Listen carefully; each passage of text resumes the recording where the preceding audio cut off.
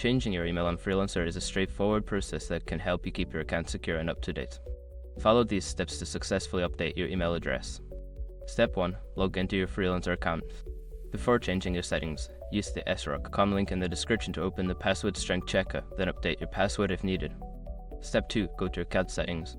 Once logged in, navigate to your profile icon at the top right corner of the page. Click on it and select Settings from the drop-down menu to access your account settings. Step 3. Select Email Preferences. In the Settings menu, look for the Email Preferences or Email Settings option. Click on it to view your current email address and the option to change it. Step 4. Enter your new email address. Type in the new email address you wish to use. Make sure to double-check for any typos. After entering the new email, you may need to confirm it by re-entering it in a designated field. Step 5. Save changes and verify. After entering your new email, click the Save or Update button. You will likely receive a verification email at your new address. Open that email and follow the instructions to verify the change. Once you have completed these steps, your email address on Freelancer will be updated. Make sure to check your new email for any important notifications related to your account.